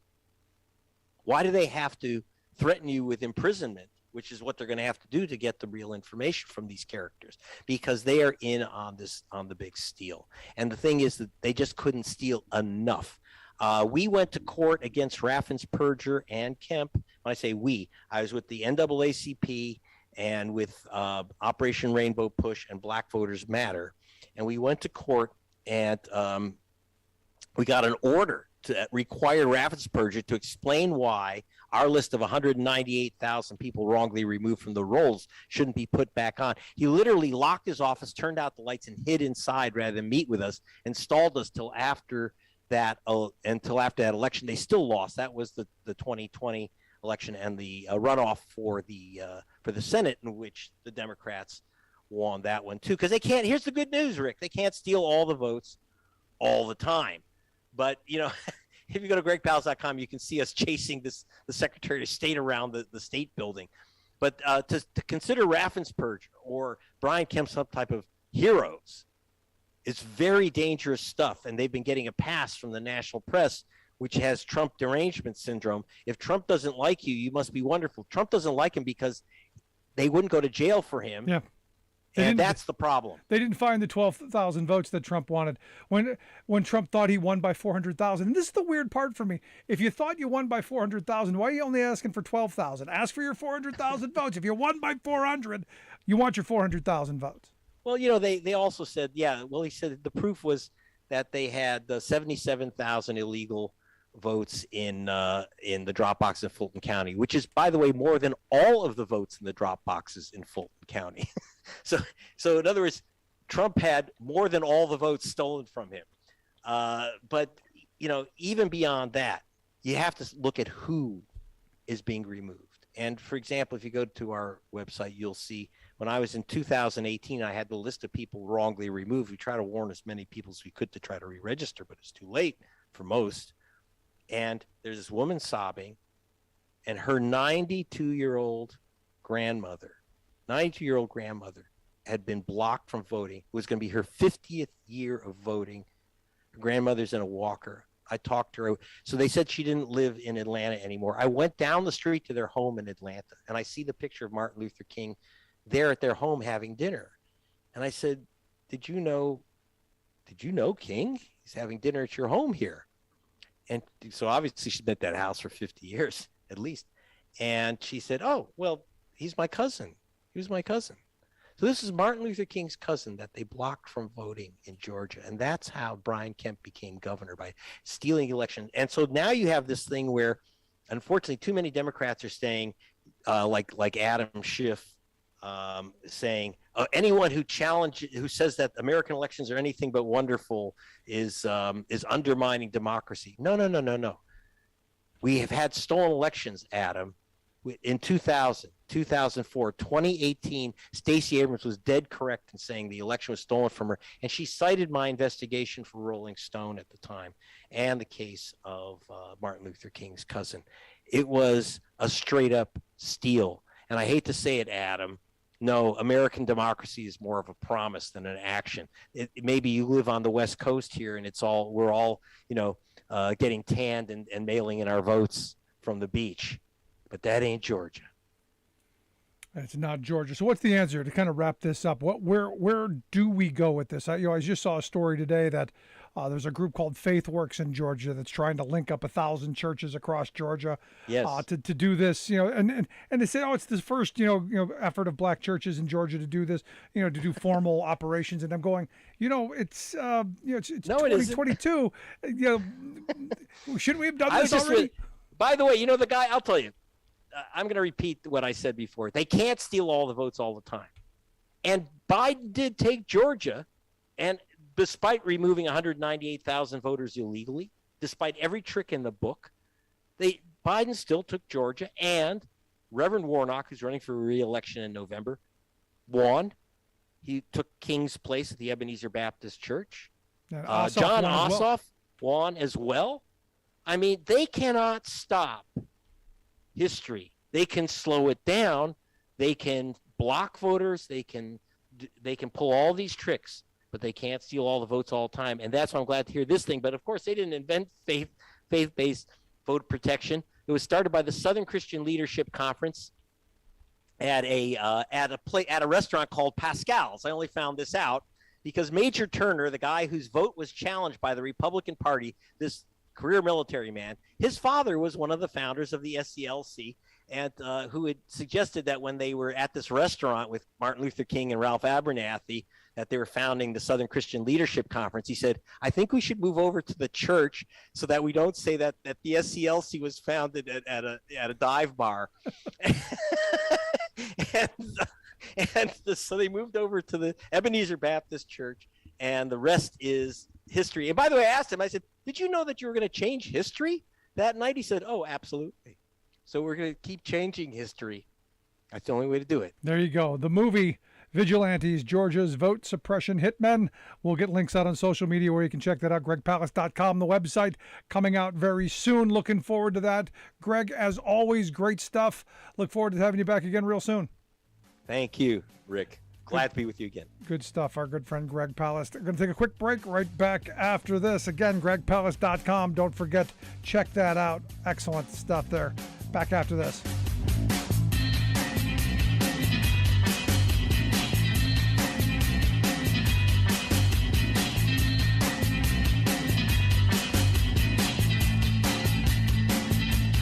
I'm Rick Smith, and this is Labor History in 2.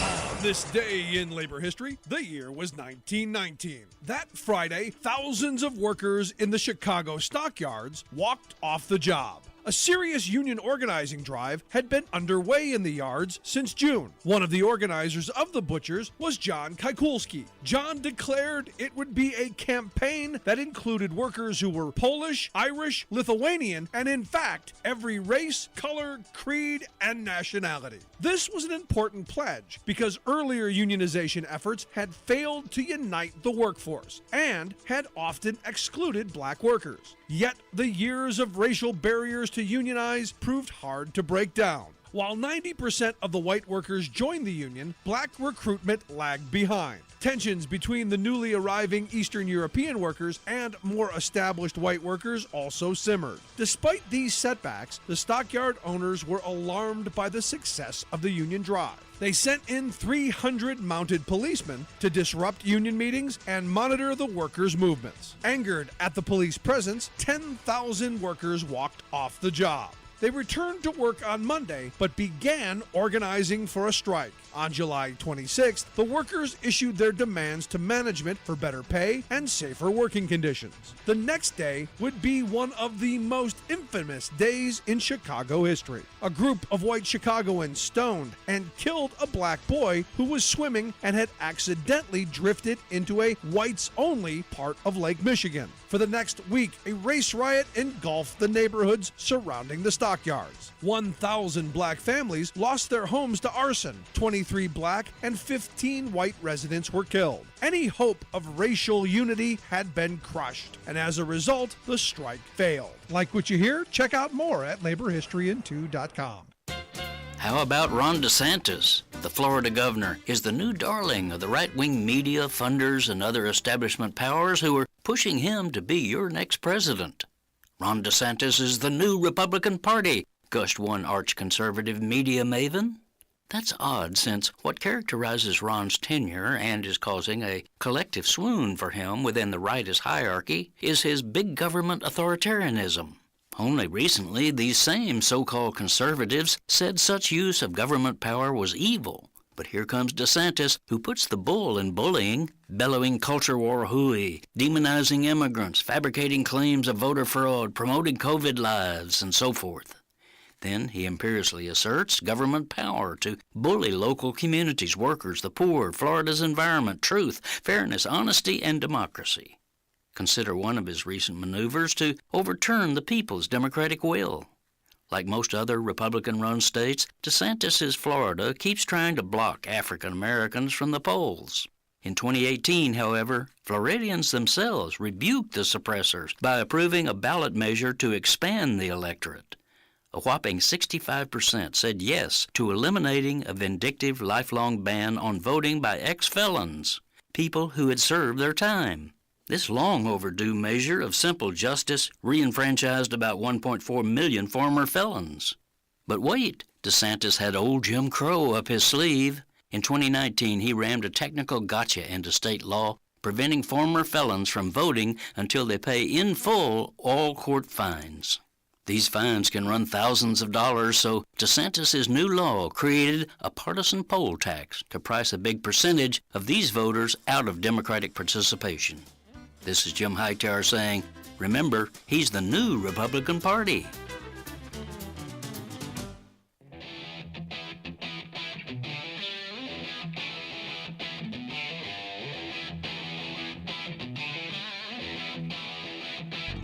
Welcome back to the Rick Smith Show. Now, here is Rick Smith.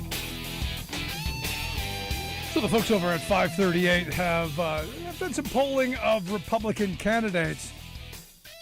And what they've come up with is out of the 340 Republican nominees for Senate, House, Governor, Attorney General, and Secretary of State that they've polled, 120 of them are full-blown election deniers.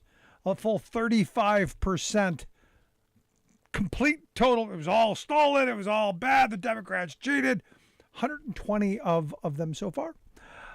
48 of them they've got doubts, 48 doubts, which means in almost half of people running for office are in the it was stolen in the stolen camp. Kind of scary considering the party. Kind of scary stuff. Anyway, here to share some thoughts on the top stories of the day, maybe some thoughts on the big Thursday finale, possible finale, not quite sure yet. But I've asked our good friend Bob Ney to come talk with us. Bob's a former Ohio congressman, political analyst, and one of our favorite people to have on the program. Bob, thanks for making time for us. Well, thank you, Rick. So, what do you think? Over half of your former party, full-blown election deniers. Well, I'm actually surprised it's only half. I thought it would be more, frankly. And I say that because I think a lot of people, too, if you take Trump out of the equation, if he didn't exist today, I don't think that number would be as high. I think they fear going into backlash. Yeah.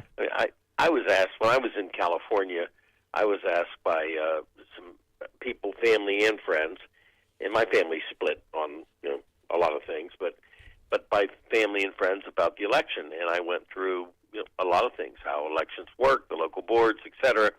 And I told them that the election, could there have been fraud? There can always be fraud in any election. Would it have been enough to overturn? No. Was it even near enough to overturn? No. I went through the entire scenario. I went through Rudy Giuliani doing press conferences, saying one thing, and then going into court and not filing. I went through everything. And I had a couple of people in total shock that I said that the election was not stolen. Just shocked. And they said, how could you actually say that? One of them screamed. I said, because it's the truth. Yeah. If you look at everything I just went through, and it didn't matter. So I think some of these candidates just, I don't really think, some may believe it, but I don't think a lot of them do. They will not go up against the grain that's out there. Yeah, now what's weird, Trump has created. Now, what's weird is, I just had a nice long conversation with Greg Palast about his upcoming movie. And, look, I do believe there is, call it what you want, election theft, election fraud, call it whatever you want to. But I think the Republicans have been getting away with this for a very long time through legislation. You go back to 2000, they purged a bunch of people in 2000 in Florida. There were, 90,000 people thrown off the voting rolls because they were suspected to be felons. Turns out they weren't. So, I mean, those 90,000 votes in Florida would have certainly swung the election. You go back to 2004, some of the caging that went on where, we're throwing people off the voting rolls because they didn't get a letter that was sent out. You look now, as Greg is pointing out, that they're still purging people off the voting rolls. I'm arguing that this is just as this is election theft, if nothing else. This is, at least in my view. I'm curious your thought. I think that there should be, and this is not federalization of the elections, because that's the first thing you'll get emails that I'm saying to federalize elections, and I'm not saying to do that. But there are ways, and it happened in the Help America Vote Act, Rick. There are ways that the states can be held accountable to make it easier to vote for people versus harder to vote for people. And if you don't have some kind of accountability at the federal level, again, not trying to dictate what time you vote and what time the lights go on and off, none of that. But if you don't have some type of accountability standards, then it will be harder for people to vote, and it becomes fraudulent.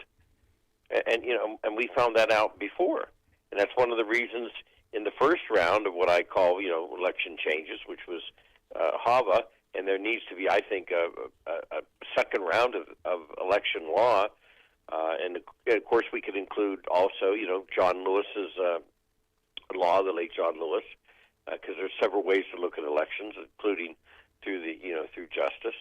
But I think that the certain standards had to be put in there, and the reason we did it is because people were told, no, you're not voting. You don't live here. And they had to walk away from the polls and be disenfranchised. That was happening. And by certain measures putting in, you stop that. So, again, that's not federalizing the elections, as people say, if you do anything, you federalize it. If you don't do some type of standard, you're going to get what you get today, which is the decisions to just basically purge people from the ballots. Right, and this is what Greg was talking At about. pleasure. This is what Greg was talking about. You know, the what's now happening, as he pointed out, is in Georgia, when Georgia passed that SB 202, the Election Integrity Act of 2021. One of the things that's in there is the ability to challenge somebody else's ability to vote. Like if we lived in Georgia, I could challenge your right to vote and say, you know, I challenge your right to vote. And he said, you know, he's gone to find different people who just happen to be heads of, you know, local Republican Party groups who have challenged thousands of people. Like the one woman, he said, over 30,000 people she challenged. So these people don't get the vote until they fight this challenge, and some of them don't even know they're being challenged. I say that this is, you know, this is the real theft. This is a real problem. Well, it is. And look, there's two separate issues here. One, voter purges and cleaning up. Let's say it this way for 1 second: cleaning up voter rolls by deleting names from antiquated registration lists. That's one thing. I think everybody can agree, sure, you clean up voter rolls. Here's the problem. The voter purges, as they exist now, are most of the time, I would say the great most of the time are a flawed process when they try to clean them up. And so they're done irresponsibly. And what they do, Rick, is they do it with bad data. And they sometimes will confuse the same name with two different people, or confuse the same person. And then you take an eligible voter and you immediately throw them off, and you make the great point, with little notice and sometimes no notice. Yeah. And how does a voter discover that? They go to their polling place to vote, and guess what? They don't exist. So this isn't they've been dead for 15 years, why can't we eliminate them? It's not that. It's a whole different variety of fraud, and it's done by data, by manipulating data. Yeah, and my problem is like this woman who's challenged over 30,000 people. There's got to be some recourse if you're wrong. I mean, seriously, there's got to be. Look, I get it. If you're going to challenge one person, I know they moved. I know they're voting in the wrong place. That's one thing. If you know someone, there's a direct. But 30,000 people, you don't know 30,000 people. You can't write 30. In fact, she couldn't even. There were so many names. She had to hand in a thumb drive. Well, here's the other thing too. We don't want a society. We don't want an election system where people sit there and say, well, I know he doesn't live there. Yeah. Who are they to do that? There are processes that should be put in place to look at that and done, fairly and with resources and appropriate data. You can't have people sitting there, and that's one of the reasons that we put into the Help America Vote Act processes to stop disenfranchisement, because people were turned away because of color, because the people didn't like them, because of political affiliation, and that's disenfranchisement. Yeah. And the first case I remember up near Steubenville, Ohio, where this young voter was smart enough to go in, and they said, "Well, you go to school here, you don't live here," and he said, "I want a ballot," and they weren't going to give him a ballot. He said, "I have the legal right to have a ballot," and he does. So states can turn this around. And all of a sudden, you don't have to worry about a poll worker challenging you. You've been challenged before you get to the poll. Exactly. You're done before you get to the poll. And there's, that's. Then how do you fight it? Exactly. Where do you fight it on election day? And now we hear, that they're training an army of people to become poll workers, not poll watchers, but they're training an army of people to take over and be poll workers, to be activists inside the poll, and that's not what that's supposed to be. Yeah, there were some candidates yesterday, and I heard this out of a Tennessee radio show I was doing, so I didn't catch the names. But there were 3 or 4 Republican candidates, and the vote hasn't happened yet, so it must be going to happen in Tennessee is why they brought it up. Anyway, they already are saying if we lose, it's fraud. Yeah. If we lose, before the election happens, if we lose, it's fraud. We know it's fraud. That's Trumpism. And there was another guy that lost by 60 points, and he said it's fraud. I'm not giving it's fraud. Yeah, well, isn't that what the Jesus Guns and Babies woman down in Georgia said? That's it. Yes. That's it. I don't remember her name. I just Ridiculous. remember Jesus, Guns, and Babies. Right, and he changed his name or something, but yes, that's him. Right. It's crazy. But So if you listen to Bannon, Steve Bannon, who's evidently on trial now, they completed the jury selection. Opening arguments tomorrow should be fun. He's more than on trial. He's in severe trouble. And I think that's going to be a good thing, hopefully. But even he said, no matter what, Trump was going to claim victory, no matter what happened. And I think if you look at some of the things that will come out, Bannon's trial might be interesting. But the only reason that Bannon is even on trial is because they didn't go through the same antiquated system that you normally go through when you, quote, defy Congress, which is to let it automatically goes into the D.C. court system and vanishes for 6 years. This case, justice finally went forth and instituted the process to get an indictment, and that's how that's ending up. So we'll have to see what he says. It'll be interesting. Yeah, are you hopeful that maybe the Justice Department get a little more aggressive? Because the story today, the Justice Department, for the very first time, is arguing for an actual sentence for one of the January 6th right. Folks. What's his name? Guy Reffitt, a guy from Texas, one of the 3%er guys. They're asking for 15 years in federal prison. Yeah, right. And one of the first one, I think they are getting aggressive because originally when this first started, I remember you and I talked about it on your show. The first couple of cases, it was slaps on the hand by the judicial system, and then that kind of told everybody, hang in there. You can fight this. You destroyed the Capitol. You tried to stop an election, but just hang in there. So I think this probably will send a chill factor if they're successful. Yeah, I'm hoping. I'm hoping we see a nice long sentence for him. Send a message. Finally, I wanted to get your thoughts on. Evidently, the House is moving to codify same-sex marriage into law. They've got an idea. Hey, with Clarence Thomas on the court, Clarence has said, hey, this is wrong. You had Ted Cruz, who has come out and said that he believes the Obergefell decision was wrongly decided, along with a lot of other, mostly 20th century decisions. Curious, is this the right way for Democrats to go bring this into law? Is it going to matter if it goes in front of the Supreme Court? Can they throw this back out? Thoughts? I think it's a brilliant move that they're going to do it. Let's face it, abortion should have been codified a long time ago. I agree. It should have been when the majority was there. And maybe nobody thought it would happen. I don't know. But it wasn't. So now there's a codification because you do have a sitting justice, Clarence Thomas, who has made it crystal clear where he stands on every other issue, including same-sex marriage. And then you have, and by the way, this is an issue right now. 71% of Americans support same-sex marriage. Amongst the Republicans, they support it. This whole thing has changed.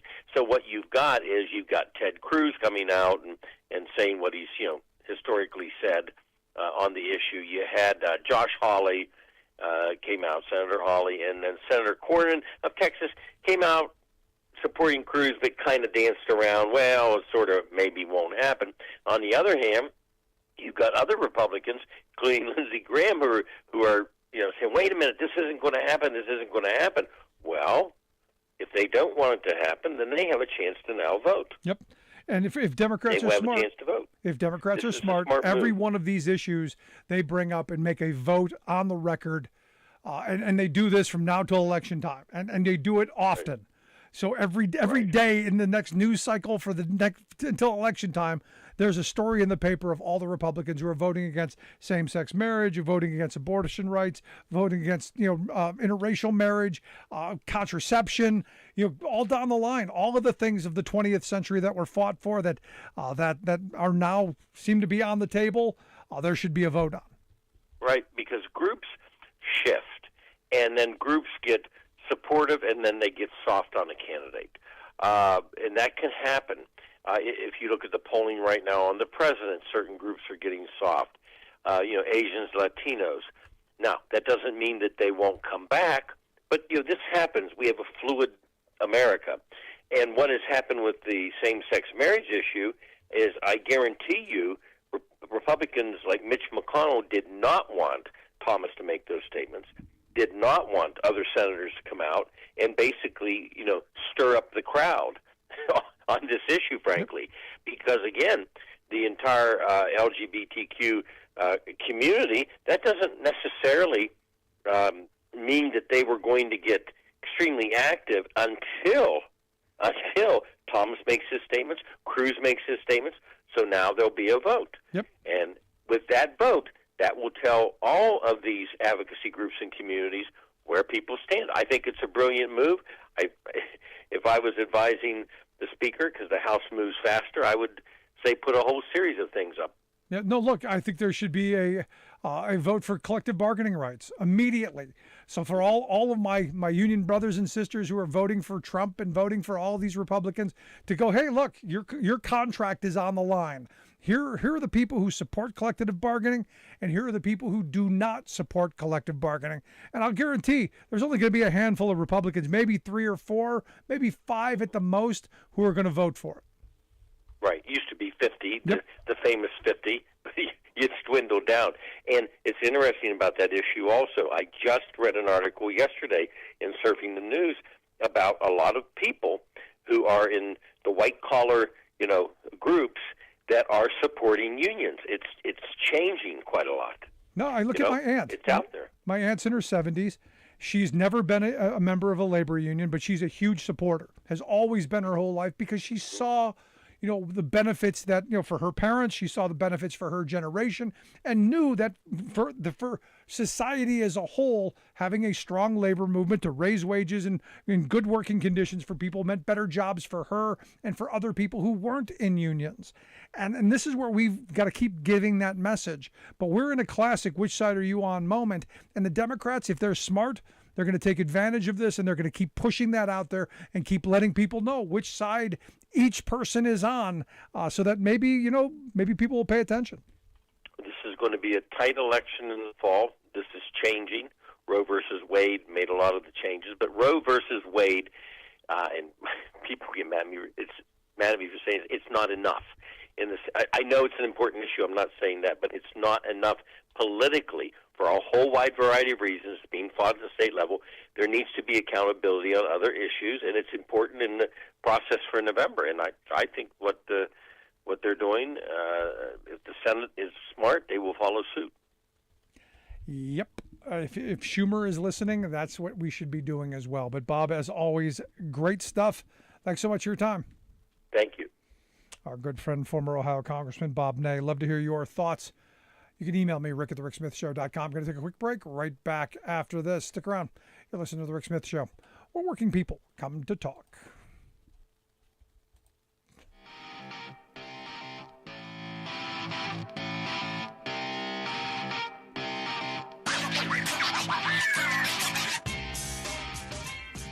I'm Rick Smith, and this is Labor History in 2.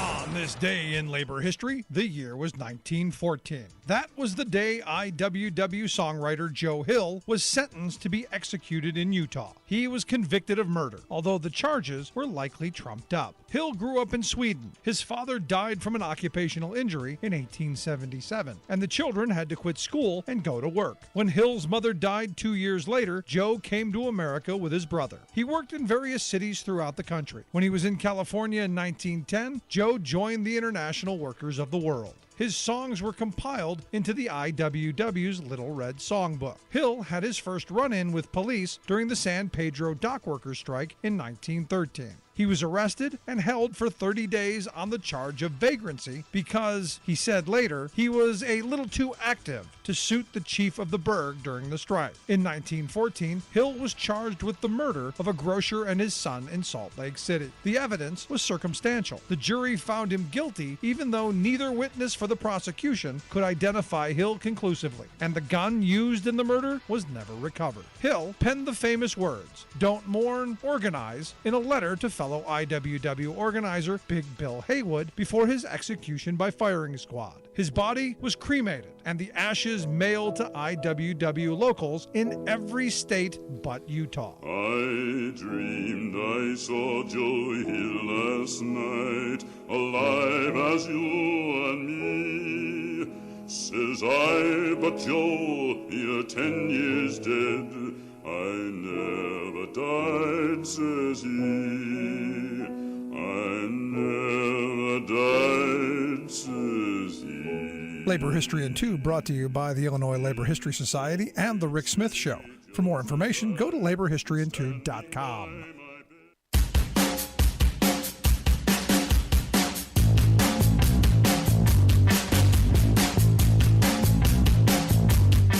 Welcome back to The Rick Smith Show. Check out our website, thericksmithshow.com. Questions, comments, something on your mind, you can email me, rick at thericksmithshow.com. So evidently, according to Dr. Quack, Oz, the MAGA movement is dying. He sent out a fundraising ask. He's got a 300% match if you'll give today, if you want to keep the MAGA movement alive. And I'm going, wait a second. Didn't Trump endorse you? You're saying the MAGA movement is dying. That's not going to endear you to the Orange Menace. Probably not a great idea. And Dr. Oz points out that liberals are winning the fundraising race and America First pro-Trump movement feels defeated. Yeah, because some of them are going to be going to jail. That's probably going to happen. He says if just 7 MAGA supporters step up right here, right now, we'll be able to turn things around. Our nation can't afford for the MAGA movement to die, but it's dying. So the money's drying up, is what they're saying. So be a fighter. Be a fighter for Trump. Give Dr. Quack, a millionaire, some money. And send it to New Jersey. Send it to New Jersey. You know it's bad when Snooki is trolling Oz. You know things are bad. and rightly so. Also, Pennsylvania's got, again, another character running for office. You got Dr. Quack and now Benito Mastriano running for governor. Evidently, he's been deleting a bunch of his Facebook posts. Yeah, I guess a little too crazy. A lot of the Facebook videos that he's got, the discussions that he's put up there, yeah, they don't really want his words being reported accurately, just to say how crazy he is. So they're deleting it. And, I guess, good for him that he's finally waking up to just how crazy he is. Yeah. So there you go. Also, Thursday, big hearing. Mark the date, 8 p.m., Thursday, July 21st. What I'm told is the final, perhaps. There might be another one down the road, maybe. Who knows? We're told this is potentially the last one. Going to be in prime time, 8 p.m. We're going to start our broadcast early. So you can check that out on Twitter, Facebook, on the website. We'll start then. We're just going to air the hearing as we've done in the past. And then when it's over, we will have folks to give some thoughts on what was presented and where things go. I'm expecting this is going to be it. I'm expecting for this hearing to be the cherry on the top. This is the explosive one. This is going to be the big one. This is where they're going to take from all of the other ones, tie it all together, and a bow right on top of Trump's head so that Merrick Garland is going to have to do something. They're going to have to do something. Because, look, the sentiment of the country is moving towards accountability. The sentiment of the country of average, everyday, working class voters is, you know what? Yeah, you did what you're accused of. You do the crime, time to do the time. And I think this is a good moment.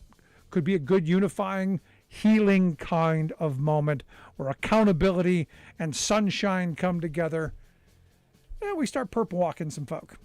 But I'm looking forward to that. Love to hear your thoughts. If you missed any portion of the program, podcast, always available wherever you get your favorites.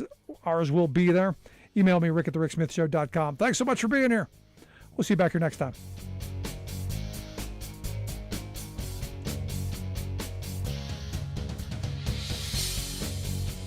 You've been listening to The Rick Smith Show.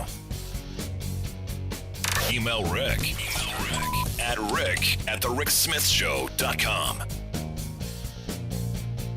Until next time, this has been The Rick Smith Show.